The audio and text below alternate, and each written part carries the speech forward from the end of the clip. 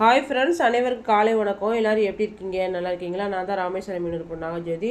இப்போ நம்ம மீன் சில்லி போடுறதுக்காக மாவுளா மீன் வாங்கியிருக்கோங்க. மீன் சதையை மட்டும் நம்ம தனியாக கட் பண்ணி எடுத்துக்கலாம்.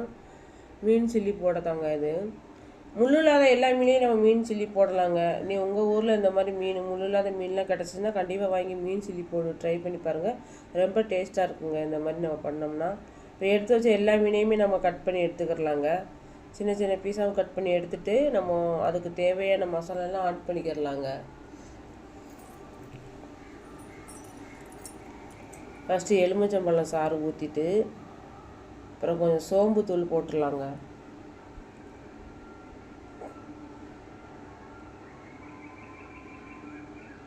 கரம் மசாலா தூள், மிளகுத்தூள், காரத்துக்காக வெறும் மிளகாய் தூள் போட்டுடலாம்.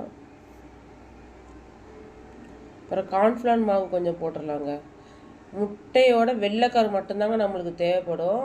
மஞ்சக்கரு ஊற்றக்கூடாது. நல்லா வெள்ளைக்கரு மட்டும் எடுத்துக்கலாம். அப்புறம் உப்பு போட்டுக்கலாம். போட்டு நல்லா கையினாலே நல்லா பிசைஞ்சு விட்டுட்டு பெரட்டி விட்டுருலங்க அப்படியே. அப்புறம் எண்ணெயை சூடு பண்ணிவிட்டு ஒன்று ஒன்றா போட்டு எடுத்துடலாம். மீன் சில்லி ரெடியாகிருங்க.